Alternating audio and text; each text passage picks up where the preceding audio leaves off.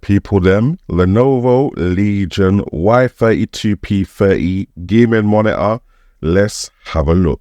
You don't wanna see a M on your block at 7 o'clock. Pull up with them when you block 2 R's, and I don't mean Rolls Royce, 5th gear roll can't never be stopped. Yo, what's going on, people? It's man like Jamo. We're out here with the Lenovo Legion Y32p-30 4K gaming monitor. This monitor has some big specs, fam. So big shout out to Lenovo Legion for sending it over to me, letting me check it out, bang out some games, and more importantly, letting you guys know if it's worth its price tag.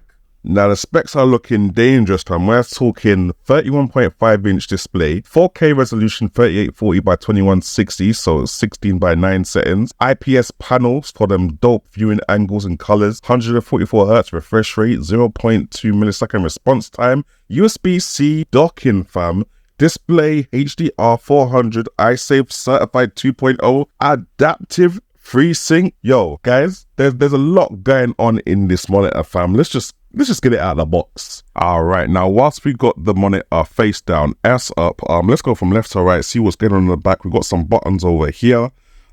We got a little power port to plug in the power plug, and then from left to right here we got two HDMI 2.1 ports, display port 1.4, USB-C, next USB thing, which must be an upstream USB going towards the computer or desktop you're plugging it into, another USB-C, and then we got two more USB-A ports on the back with a little 3.5mm thing, fam. And done now, we got the Legion logo, Lenovo logo at the top as well. Pretty much USB ported up, fam. So you can connect all your peripherals and that into the monitor one time. Now the stand looks pretty much standard procedure. You just connect it here. There we go. Oh, no. I might have to take out those screws first. Oh no, wait, I think we're in. Let me just check this. Now, one thing I forgot to mention to you guys is the little cable tidy thing. So any cables that are coming from any of the USB hub ports or the HDMI or the display input ports, they come through this little hole here in the stand. And yeah, it's easy to obviously cable tidy them now and put them wherever you want on the desk. Now, in terms of movement, this monitor can pretty much do it all, fam. Obviously, you've got the standard procedure, up and down, nice and easy. You can tilt it. Is this called tilting? I don't know, or just slightly rotating anyway. You can tilt it left and right and left, as you can see there. And the viewing angles, I'm gonna go into them later, but the viewing angles are sick, regardless of which way you're tilting the thing. Obviously you can tilt it up and down, that way kind of thing. I'm gonna just turn it to the side so that you guys can deep how much this thing is being tilted. Are we there yet? Yeah, okay, so boom. Oh my days, okay. There we go. All right, so you can kind of deep it. There we go. That's how much it tilts up, and then that's how much it tilts downwards. So tilt up, tilt down. Anyway, let me get this back on the desk. This is actually a lot bigger than it looks, fam. We're at 32 inches here. Let me get that back there. If you do want it to be vertical, you have to mount it to a vertical mount and then do it that way. But apart from that, yeah, all looks good. It also has speakers built in. It does have a 3.5mm, but it also has speakers built in, so you can turn it up. It sounds quite decent.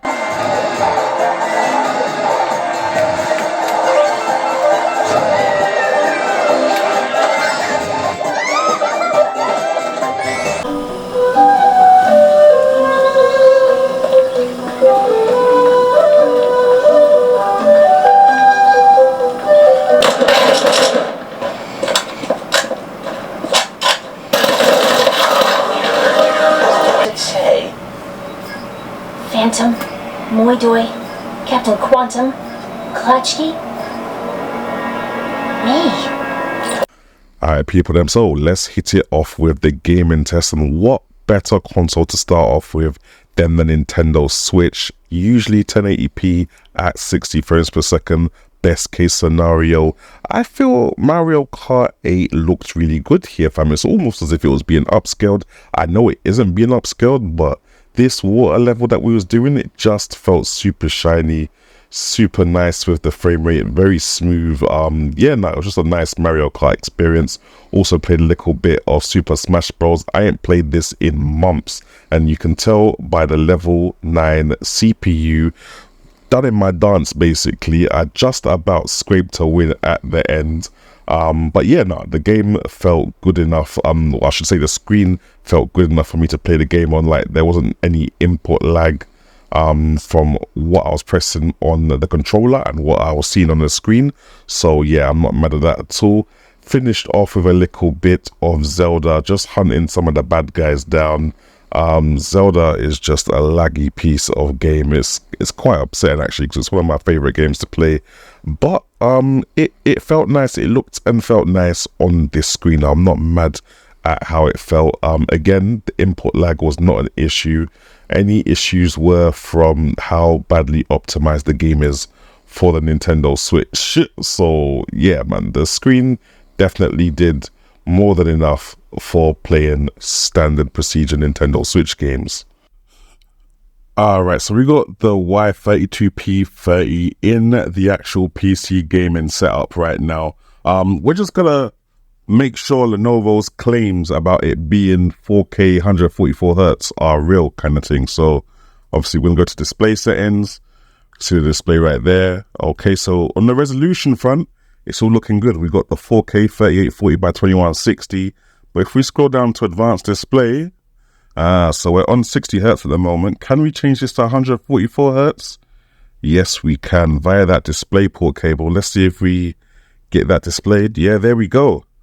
Damn. And let me just make sure the thing is still at 4K. There we go. So yeah, we've got the 4K there, and we've got the 144 Hz refresh rate in check, fam. Always make sure you check this on your monitor if it says it's got certain refresh rate, because sometimes it's an overclock thing where it might go up to 120 and then you have to overclock it to 144. Or if it says 280 frames per second, hertz, then it might only go up to 240 and you have to overclock it to 280 hertz, innit? So always make sure you check that. But it looks like with this Lenovo Legion thing, we're pretty much good to go and get gaming. Alright, now we're on the PC gaming thing. I think it's best that I bring out the big guns, what I think are the best looking games that I've played on PC this year. And we're going to have to, of course, start off with Kena Bridge of Spirits. That this game just looks sexy, and on this 4K display, it looks even sexier. Now, I think I was only able to just about run 60 frames per second when I had this thing maxed out at 4K. But even at that frame rate, everything looked sexy, fam. Look at Kena just running, fam. The animations, the grass, the atmospheric leaves that are just falling from the sky, the lighting, the shadows, everything just looked peng on this display, fam.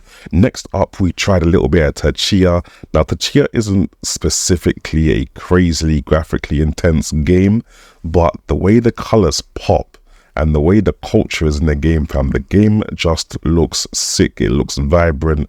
It looks very good on a lot of displays, especially OLED displays. Now, obviously, this display isn't OLED, but it does a really good job of getting those super bright highlights out and those super dark blacks in, and especially a lot of that saturation from the colors that are going on into Chia. I think it does very well, especially the water and the sunset and stuff like that. And of course, we have to finish up with the latest and most recently released Ratchet and Clank Rift Apart. Ratchet and Clank Insomniac, they know what they're doing when it comes to graphics. This looked peng on the PS5, and to this day, I can still not believe that it is even out on PC, fam. Look at how sick the game looks, fam. Rivet looks real. Do you get it? Like, Clank looks real. The graphics, the surroundings, the settings, fam, the little third-person non-playable characters, they all look sick, fam. Like, yeah, Ratchet and Clank is definitely one of the games that you want to play on this monitor if you get the chance. It was playing at quite a decent frame rate as well, fam. Definitely got to give those three a try, at least minimum. Now, of course, man's a little bit of a content creator. I do make the odd videos, so obviously man has to try a little bit of video editing on this monitor, and I have to say it's pretty much doing the job. Now, I personally prefer an ultra wide for video editing simply because of the wider screen. Like, it's nice to have my whole timeline visible at once instead of having to like shrink it or expand it when I need to zoom into something kind of thing. I mean, I still have to do that on the ultra wide, but you have to do it less than you do on a normal 16:9 aspect ratio monitor or TV. So yeah, just in regards to the aspect ratio of the monitor itself, I would prefer a wider one for video editing per se. However, the brightness of the monitor, I feel like the color reproduction is very accurate. I can't remember whether it's got them color grading certifications that it needs. I don't really do much color grading anyway, or the RGB kind of stuff, like DCI-P3, whatever it's called. But in terms of doing lightweight color grading and stuff like that with my videos, I feel like this monitor is very much able to do what it needs to do. Obviously, I'll have to leave it to a proper video content creator professional to tell me if it's got what it takes for like your proper color grading stuff. But from what I've seen here, doing at least 2 videos on it, it's been pretty much everything I need to create my videos in it. But obviously my videos aren't the most quality of quality, so let me just add that with a pinch of salt kind of thing. Alright, now you can get to the monitor settings by pressing the button on the back, and we've got a few things going on in here. Let me just get it up again. There we go. Alright, so you got your game mode settings, overdrive settings, adaptive sync if you want AMD FreeSync Premium or whatever, refresh rate number on or off, screen settings, color settings, port settings, you know, whether you want HDMI or display port, whatever you want.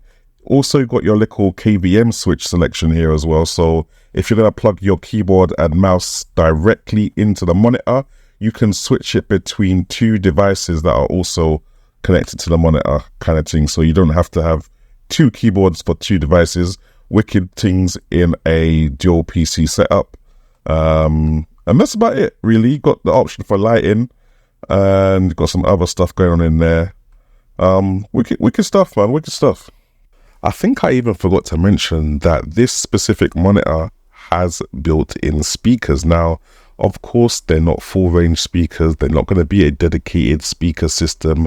They're not even going to be a good pair of headphones and headsets.